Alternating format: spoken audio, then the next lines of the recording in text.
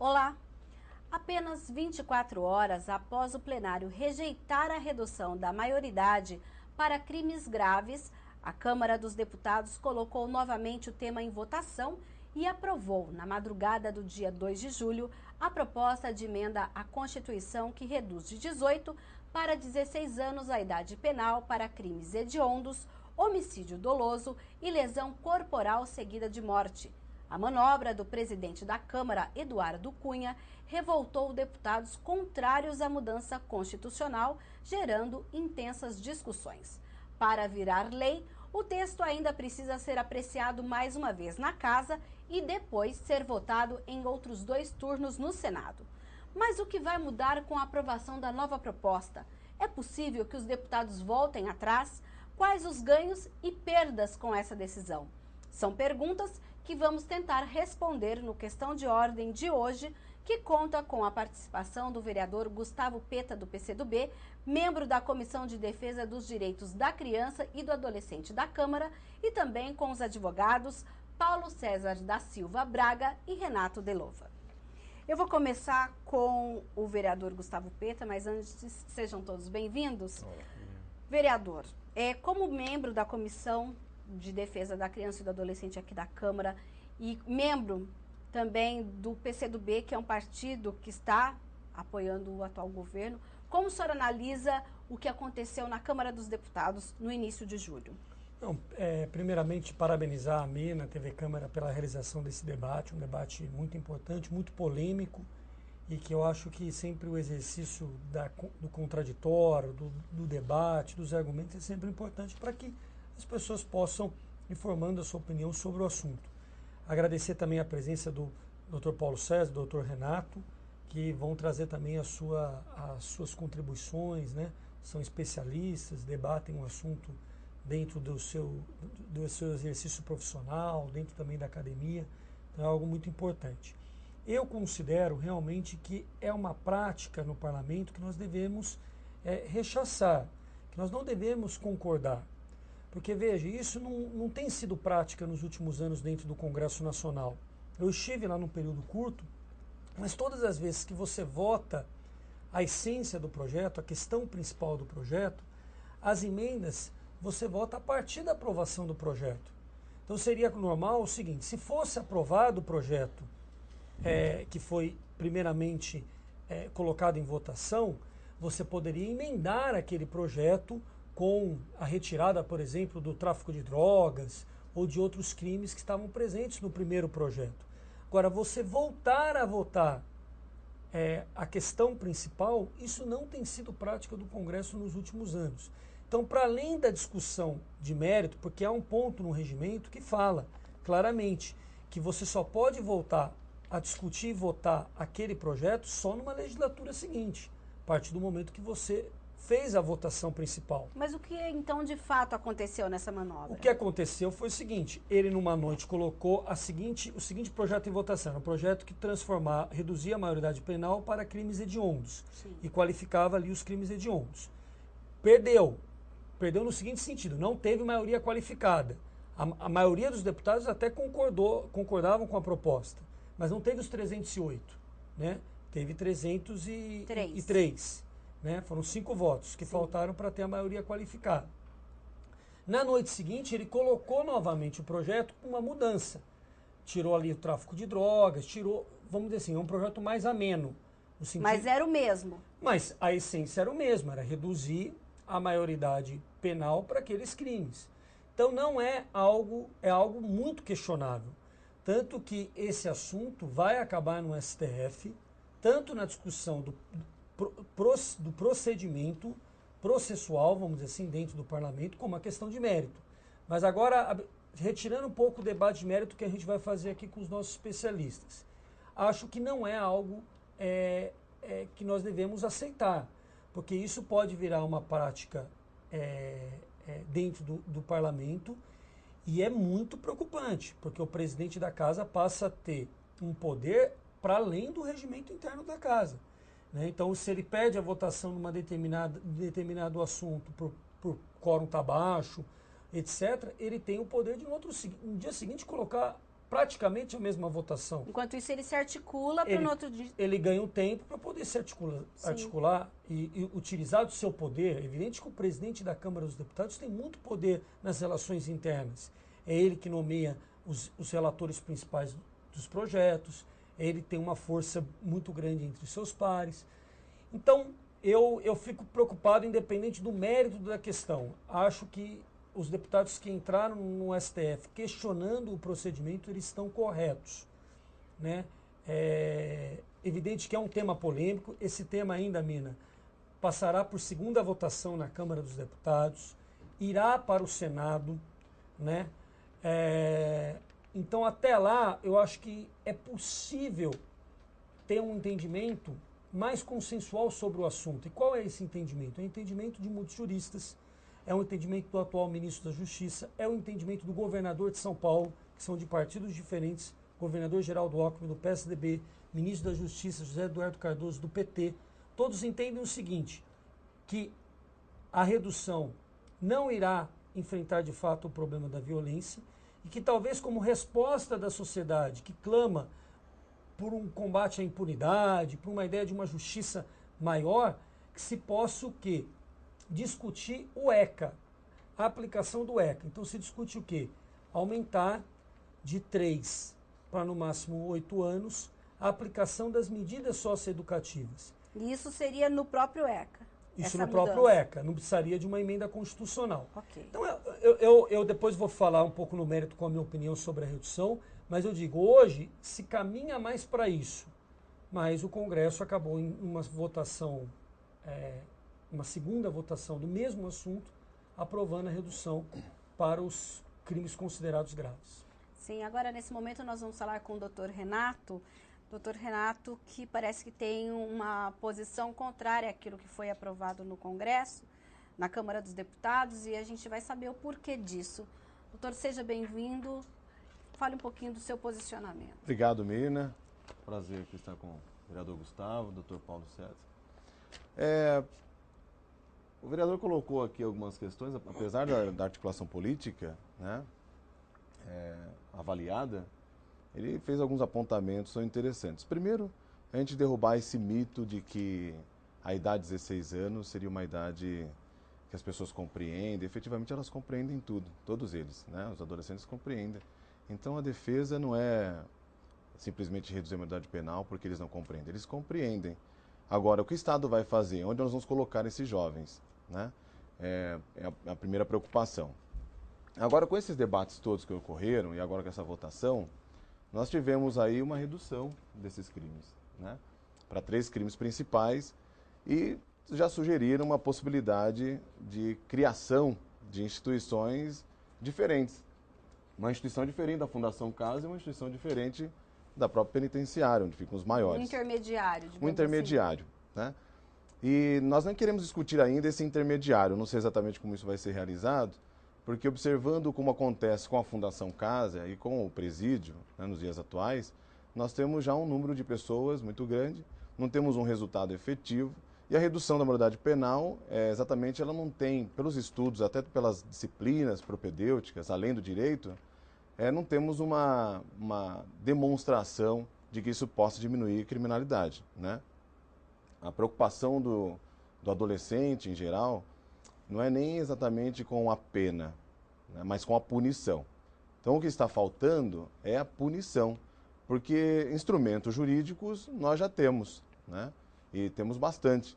E a sugestão aqui, colocar pelo vereador, concordo, poderíamos mexer no próprio Estatuto da Criança e do Adolescente, que é uma legislação brasileira, efetivamente. Eu afirmo que é brasileira, porque assim como o Código de Defesa do Consumidor, se observou os problemas sociais, inicialmente, brasileiros, para poder, então, desaguar numa legislação.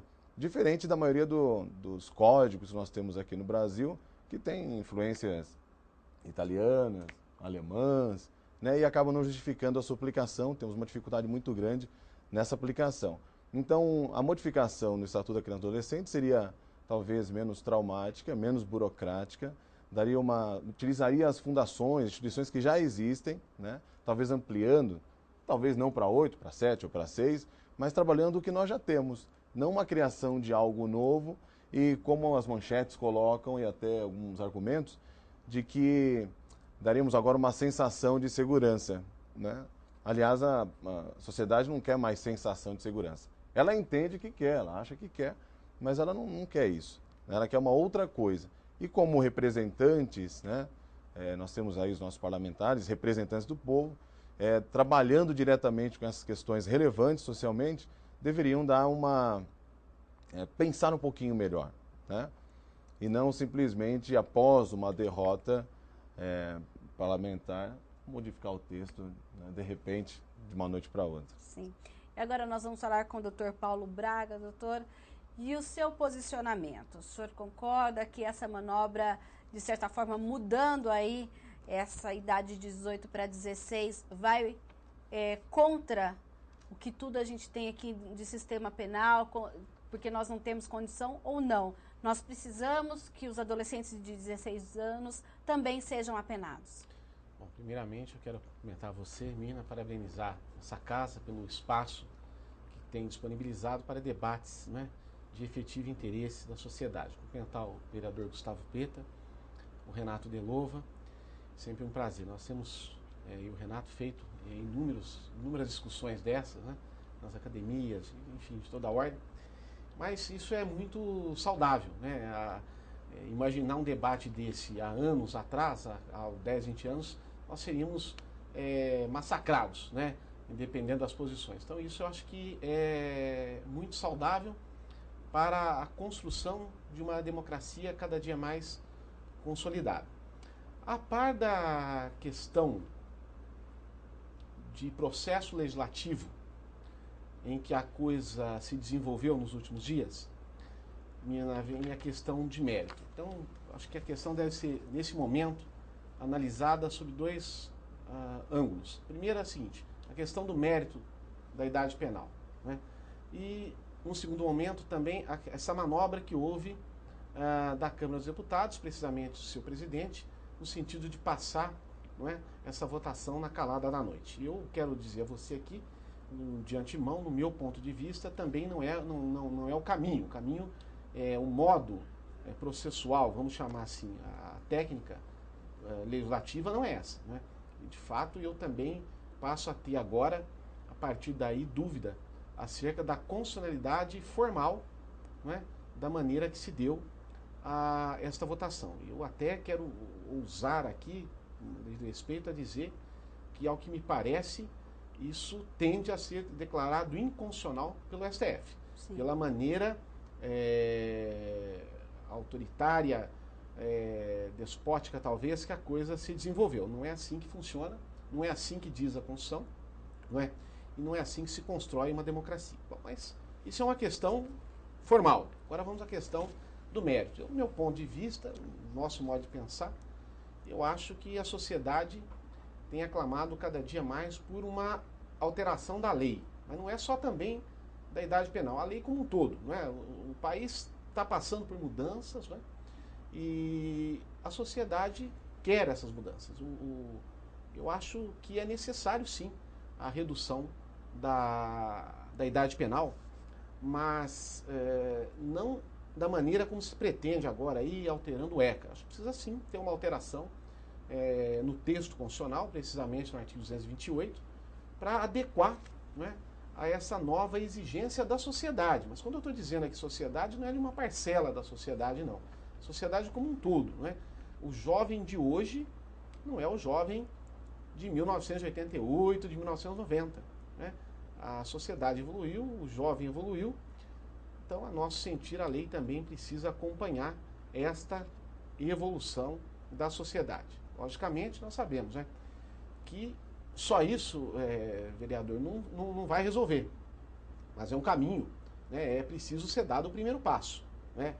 Ao lado, aliado a isso, deve também a necessidade de políticas públicas, de educação, de saúde e tantas outras, que o Estado tem aí andado muito mal também nesse ponto. Mas é preciso ter um início, né? Me parece, no meu ponto de vista, eu tenho uma consciência nesse sentido, de que a redução da idade penal é um bom começo. Aliás, é o começo. Então, do nosso ponto de vista, precisa ser visto isso daí. Tá certo. No próximo bloco, nós vamos discutir um pouco melhor sobre esse começo, esse passo. A gente vai saber se é um passo adiante ou se é um retrocesso daqui a pouquinho no Questão de Ordem. Não saia daí.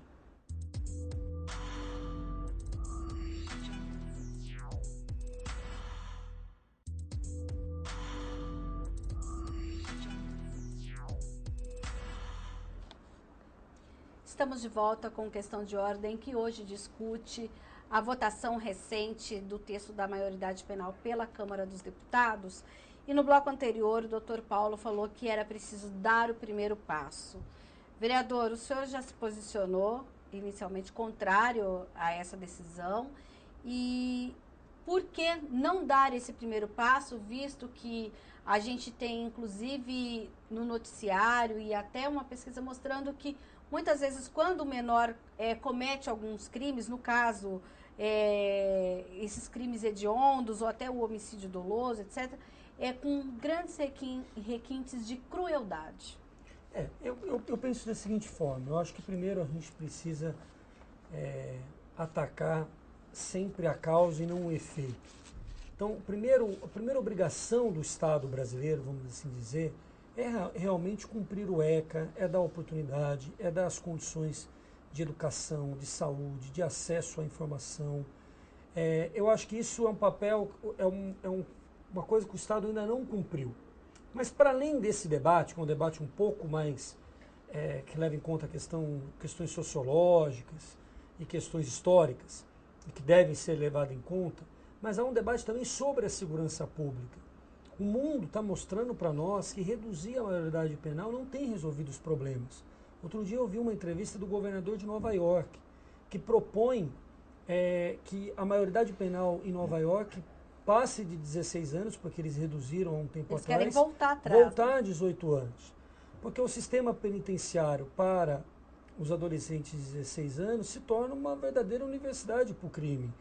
E o sistema prisional brasileiro está extremamente falido, vamos dizer assim, tem enormes problemas. O Brasil hoje já é o 4º país que mais prende no mundo, há uma população carcerária enorme, não consegue dar conta dessa população carcerária, tanto que o regime, por exemplo, do semiaberto é uma confusão se a pessoa vai para o regime fechado porque não tem alternativa do semiaberto. E você levar essa quantidade de pessoas que cometem crime de 16 a 18 anos para dentro desse sistema dominado pelo crime organizado é algo muito problemático. Os números mostram também que no sistema prisional a reincidência é em torno de 70%. No sistema socioeducativo, que tem vários problemas, mas a reincidência fica em torno de 20%.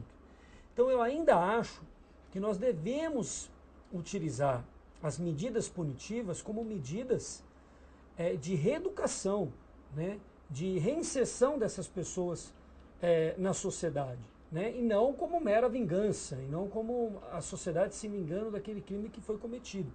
É evidente que os casos, por exemplo, eu estive aqui, eu organizei um debate aqui em Campinas, nós trouxemos aqui o Ari Frendenbach, que é o pai da Liana, que foi aquela menina assassinada cruelmente pelo Champinha, um caso que ficou muito conhecido.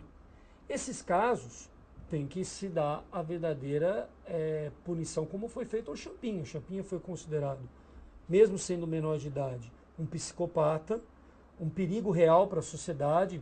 Teve lá todo um laudo do Ministério Público, psicólogos, psiquiatras chegaram à conclusão que ele, mesmo sendo menor de idade, ele tinha sinais claros de psicopatia.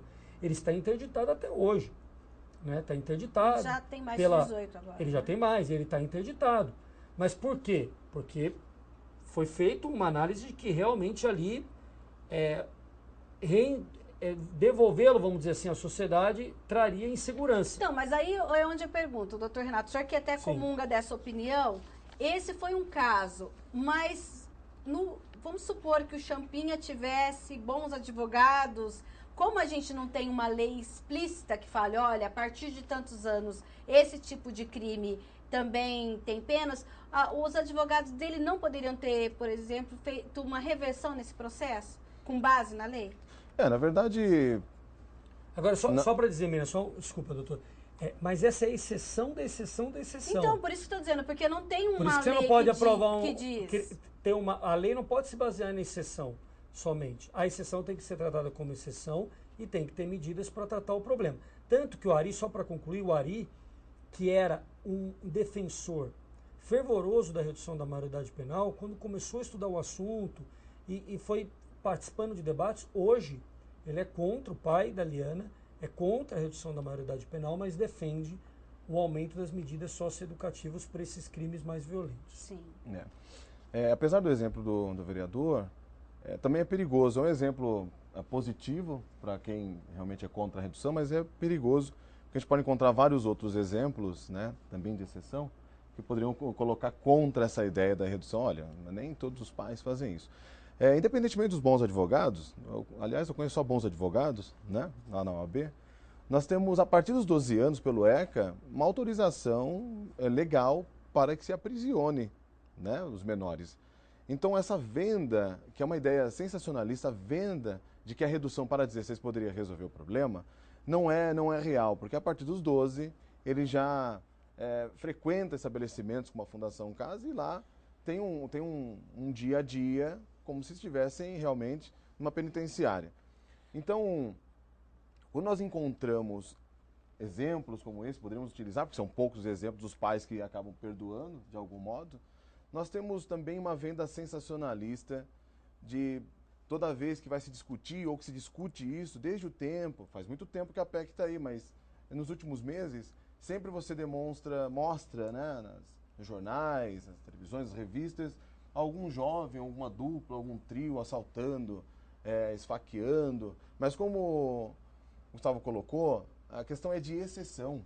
Né? Pelos números, nós temos 0,5% de jovens que estão nesse âmbito da infração. Desse 0,5%, nós temos 10%, que é uma exceção nesses crimes que são mais graves. Né? Então, você legislar para a exceção é justamente abrir mão de todos os princípios de direito. Agora, o que dá para fazer é você entregar ou autorizar para o jovem aquilo que ele precisa. Saúde, educação, você facilitar algumas situações. Nós temos uma escassez de atividades na periferia, de lazer, escassez de uma série de setores. Aí simplesmente você faz uma discussão para reduzir a maioridade penal sem um resultado efetivo para isso. Né? Quase que ignorando profissionais especializados como psicólogos, antropólogos, que são meio que afastados e com um discurso cheiroso, muitas vezes jurídico, né? Feito por aqueles que têm um interesse aparentemente obscuro, parece que ganha a sociedade numa venda de um político profissional, mas não um político preocupado e envolvido com a sociedade. Sim, agora quando a gente fala em crime hediondo, doutor Paulo, especifica para a gente, para quem está nos assistindo, o que é um crime hediondo hoje? Crime hediondo dentro dos tipos penais, né? O crime hediondo é aquele tratado de maior rigor, que é um crime que provoca um maior clamor da sociedade. É aquele crime mais acalentado, não é? Aquele crime praticado com crueldade, que mais tira o sossego, a tranquilidade da sociedade. Então, todo crime hediondo é aquele crime que é tratado de uma forma diferenciada porque ele tira um pouco mais do sossego da sociedade. Agora, há uma questão que nós precisamos também sempre estarmos alerta, no seguinte sentido. Não raro, nós ouvimos o discurso seguinte: não, mas uma mudança na lei, uma alteração na lei que vai punir o jovem da periferia, e etc, e etc. Eu conheço, posso testemunhar, eu conheço inúmeros jovens de regiões periféricas que deram certo na vida. Eu acho que isso não é desculpa. Né? O Estado, inquestionavelmente, está omisso à sociedade. E, aliás, a sociedade como um todo, né? Não é só as regiões periféricas. Mas isso não pode ser escudo para não se colocar as coisas no devido lugar. Então, né? mas doutor, não era preciso antes, então, de se tomar um posicionamento desse de redução da maioridade penal, resolver problemas como nas nossas penitenciárias, no caso de São Paulo, da Fundação Casa, para se ter uma melhor estrutura, para depois se pensar, então, em partir para uma emenda à Constituição? Pois é, a emenda à Constituição ela deve trabalhar a possibilidade da punição E, paralelo a isso, o Estado, aliás, a própria Lei de Execução Penal, a Lei 7.210 de 1984, ela já impõe ao Estado o dever de garantir dignidade ao encarcerado. Então nós vamos alterar a Constituição e exigir que o Estado cumpra a sua parte. Vem aí, porque no papel isso é bonito, né? funcional. Mas nós estamos vivendo um novo tempo, viu, Mena, da questão das atividades, dos serviços públicos, à medida que nós estamos vivendo o tempo de um neoconstitucionalismo, um tempo do ativismo judicial. Esse juiz que manda comprar remédio, que manda disponibilizar a vaga na creche, também é um juiz que está exigindo do Estado agora condições no sistema prisional sob pena de mandar soltar os que lá estão, como aconteceu agora recentemente uma decisão judicial nesse sentido, né? Então nós estamos também, o judiciário está atento a isso e tem feito um papel maravilhoso no meu modo de pensar. Então já há uma lei que impõe, desde 1984, né, que impõe o dever do Estado em garantir um sistema prisional de qualidade. O que precisa é o Estado cumprir com essa lei, precisa punir um pouco mais os gestores públicos por improbidade administrativa todas as vezes que violam esses sistemas legais. Nós precisamos só aplicar a lei, né? Então, a redução da idade penal é um passo que precisa ser dado apenas nesse sentido de possibilitar essa punição. Porque o dever, o Estado já tem, já está na lei desde 1984, é bom que se frise isso. Mas então, essa questão, na sua visão de trabalhar os 16 anos, é trabalhar aquela exceção que o vereador citou.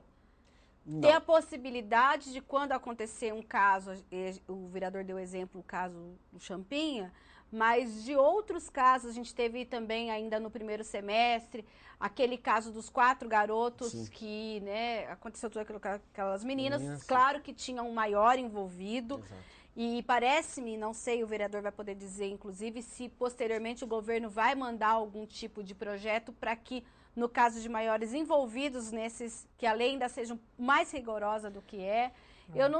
Eu queria que você fizesse essa análise. Eu vou só até me permitir, sabe, se eu posso fazer uma colocação. Já há uma lei que pune o maior, que é a lei de corrupção de menores. É um tipo penal, corromper menores, né? Então também já é essa lei que vai punir o maior que conduz o menor para o crime, né? Tá. Então, esse é um ponto também que precisamos deixar claro. Eu sou a favor da redução global, vamos chamar assim, redução da idade penal de forma pontual. Há os casos excepcionais como esse do Champinha, né? Mas que de fato é exceção. Eu acho que o que efetivamente a sociedade clama, precisa, é a adequação.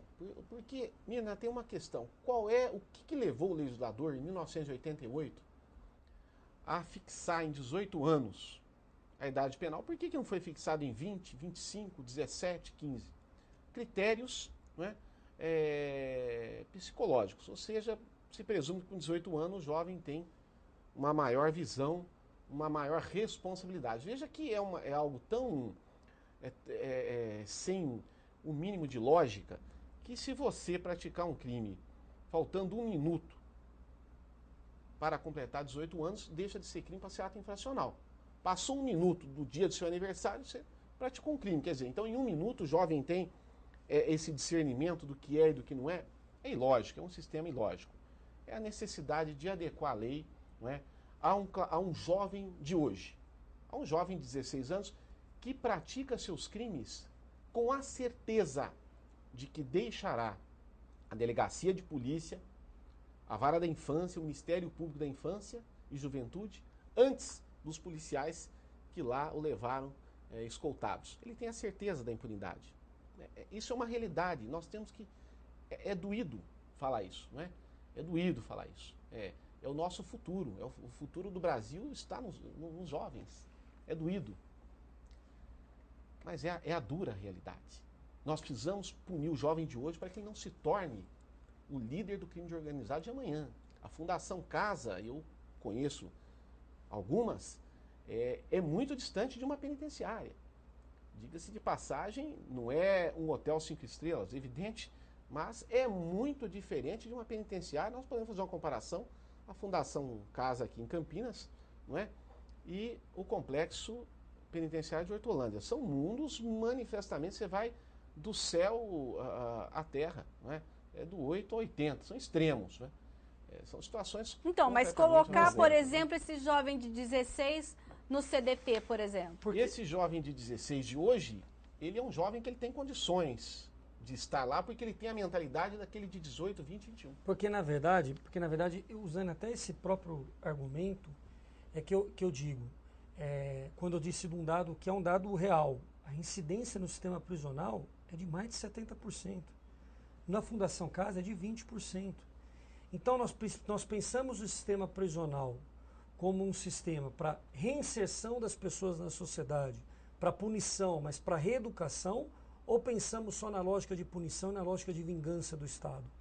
Aí a gente vai cair lá na lei do talhão, que é lá dos primórdios da humanidade, que era o olho por olho, dente por dente, e isso não resolve o nosso problema.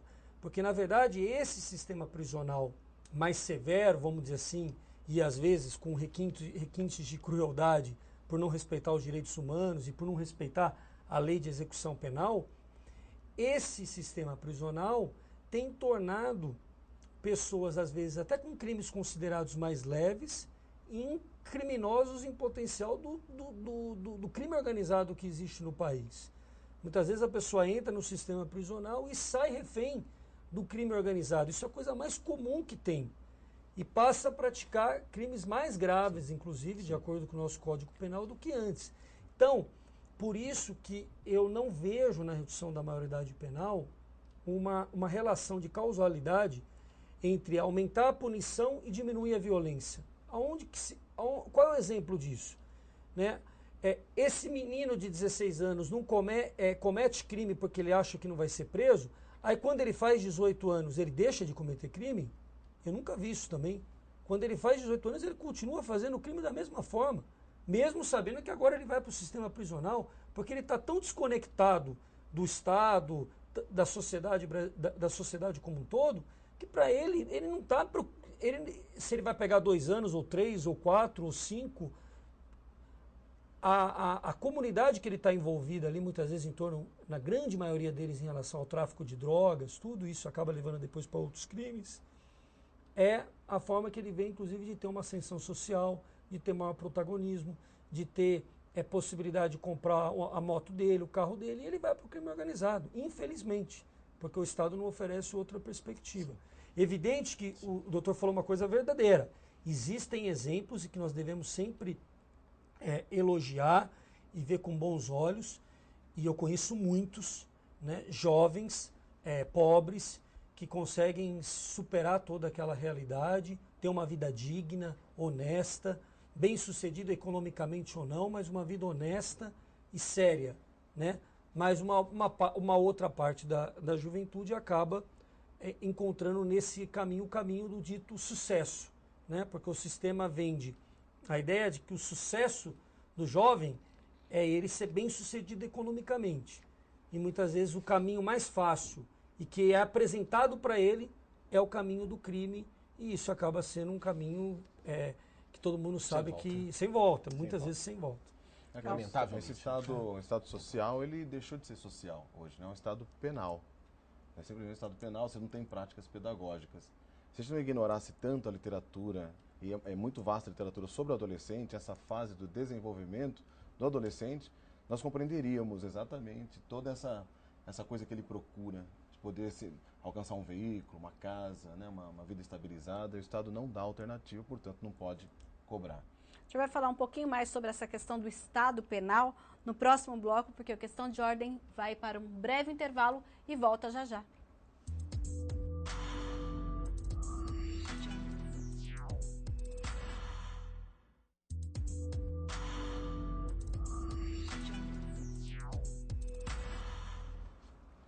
Estamos agora no último bloco do Questão de Ordem, que hoje discute a votação recente do texto da maioridade penal pela Câmara dos Deputados. E o doutor Delova ficou de explicar para a gente o que é esse Estado penal.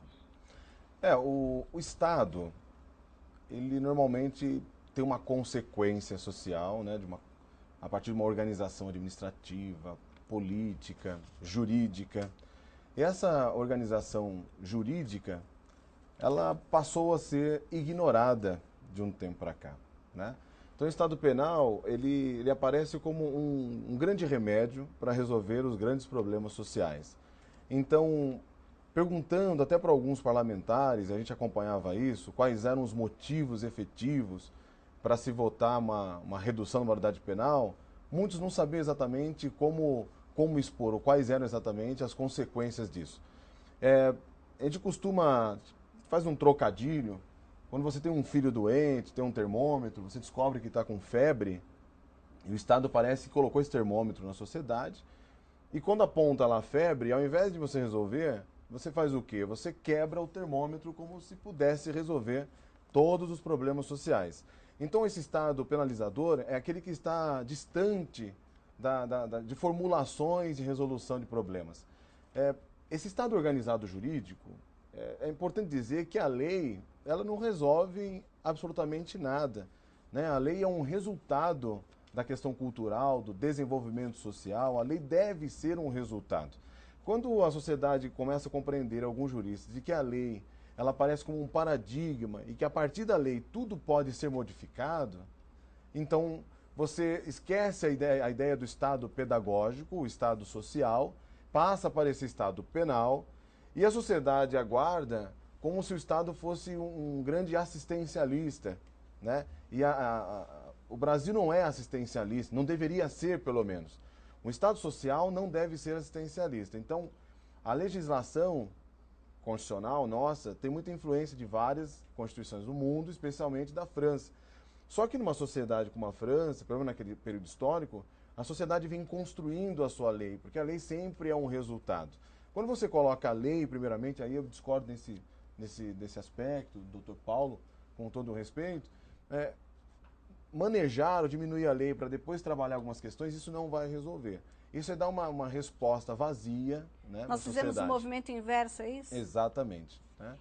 Bem, a gente está no último bloco, infelizmente não temos muito tempo, mas agora, qual é a avaliação, inclusive o doutor Delova colocou, que muitos parlamentares não conseguem responder porque votaram sim ou não, muitos deles inclusive colocaram nas redes sociais, sim a maioridade penal, etc.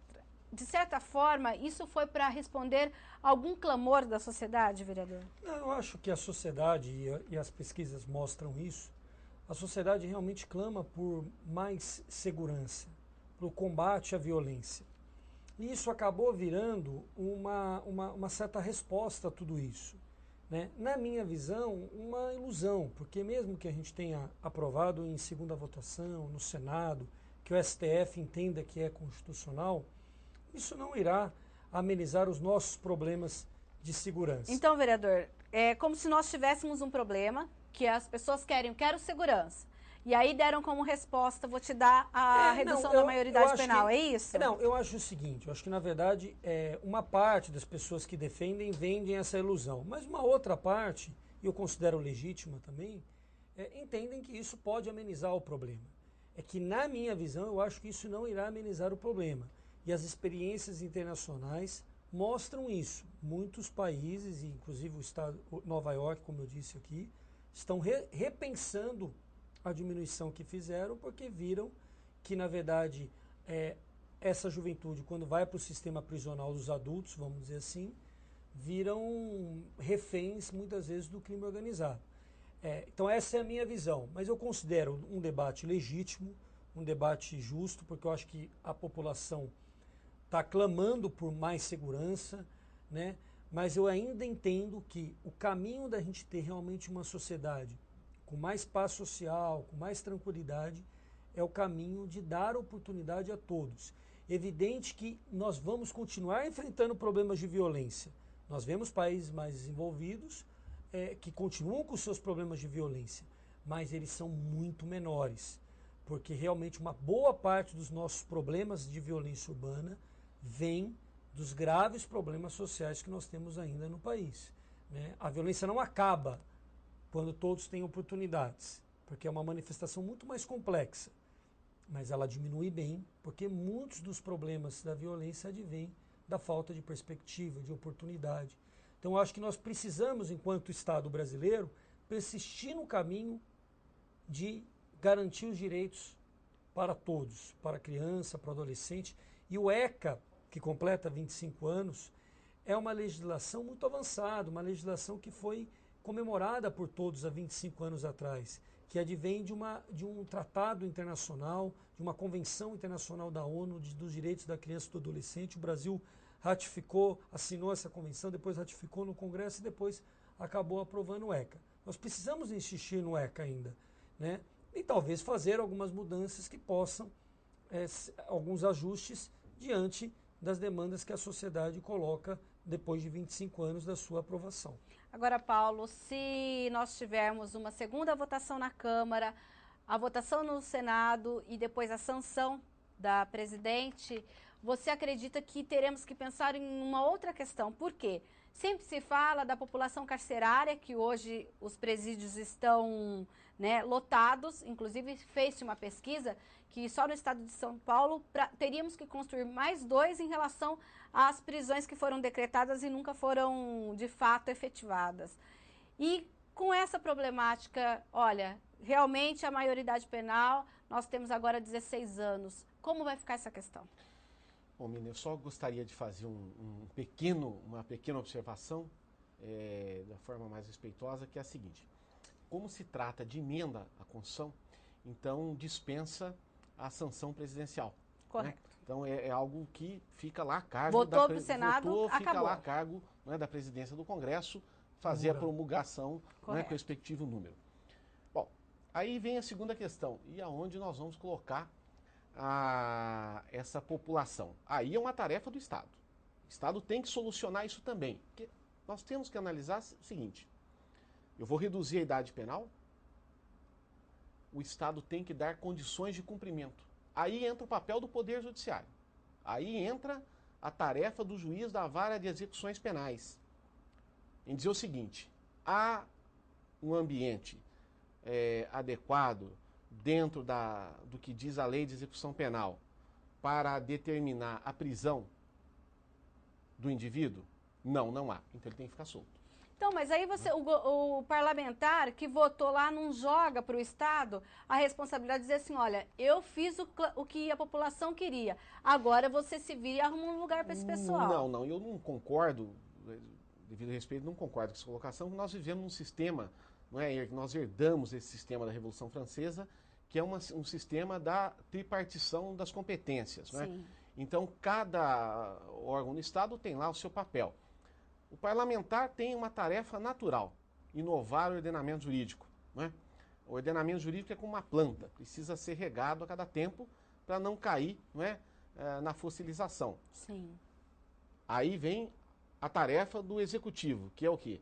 Administrar, já dizia um grande jurista nordestino, Seabra Fagundes, administrar é aplicar a lei de ofício. Aí a tarefa do executivo criar condições para a aplicação da norma constitucional. Justamente qual é?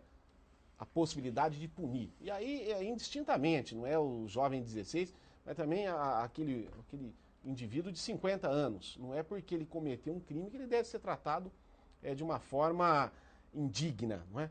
Então aí vem a tarefa do executivo. E aí uma tarefa que o executivo deve realizar de modo a criar situações compatíveis.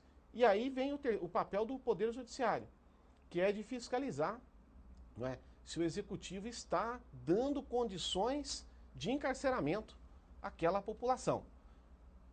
Não deu condições.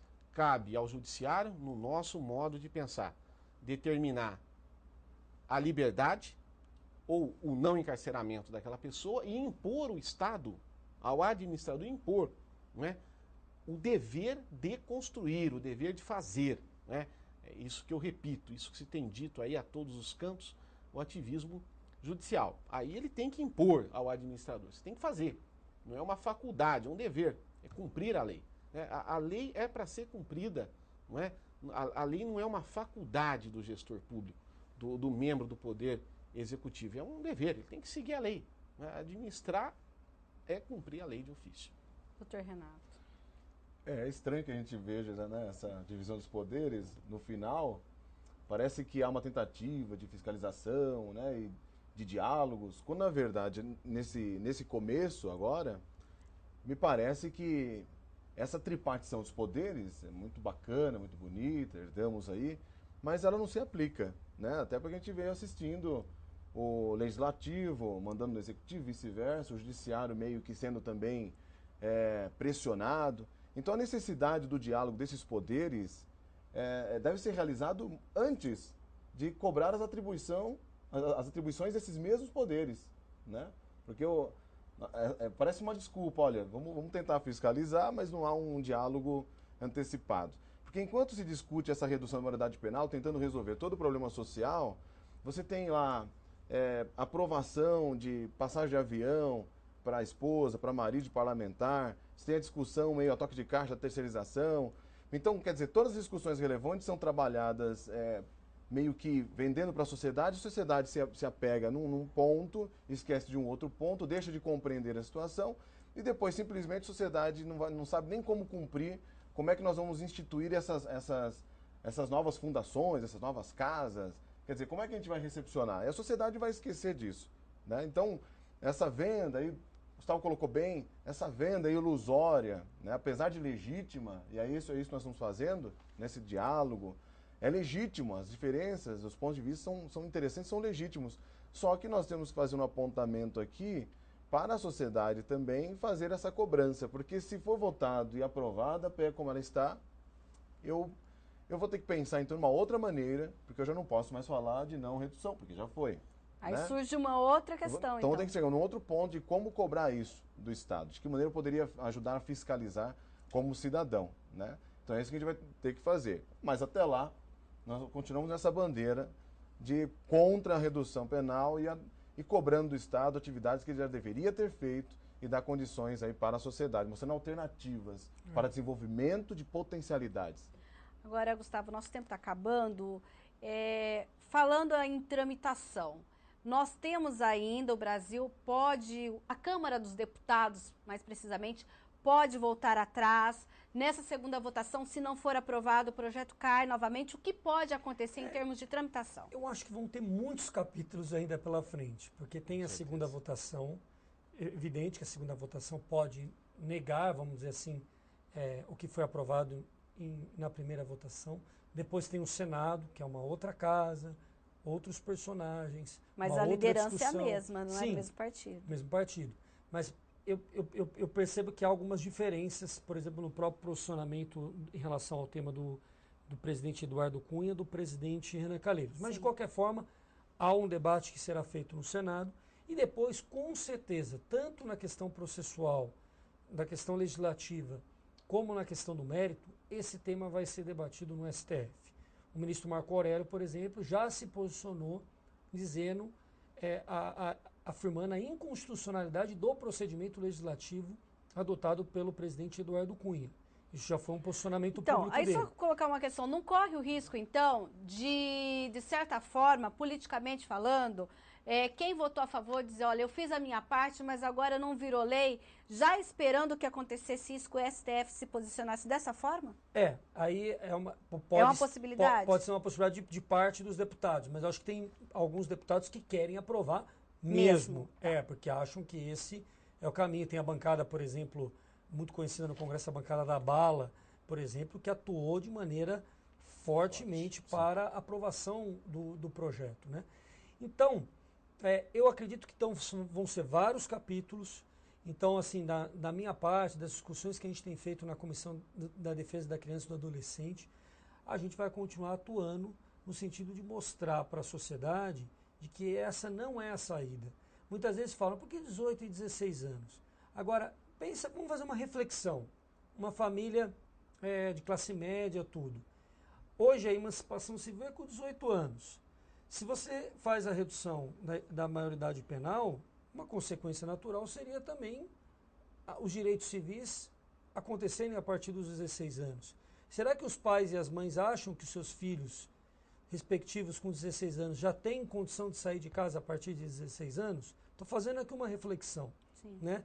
Na maioria das vezes acham que não tem condição de sair nem com 18, porque já é muito cedo. Geralmente, hoje há um prolongamento, vamos dizer assim, da juventude, da manutenção das pessoas dentro da casa, dentro da classe média, né? Então, com 16 anos serve muitas vezes para a família dos outros, né? Mas para a minha família não. Então, a sociedade tem que refletir em torno disso. E eu não acho que esse seja o melhor caminho.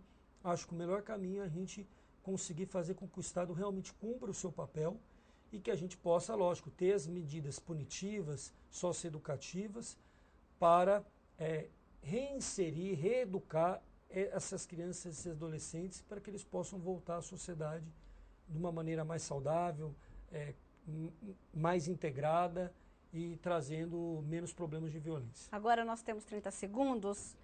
25 anos de ECA, temos que comemorar ou temos que nos preocupar? Eu acho que nós temos que comemorar, porque é uma legislação muito boa, uma legislação avançada, considerada uma referência para muitos países, mas nós temos que se preocupar, porque nós realmente não conseguimos, nesses 25 anos, fazer com que essa legislação fosse realmente aplicada no sentido da garantia, concretizada no sentido da garantia dos direitos e das crianças e dos adolescentes.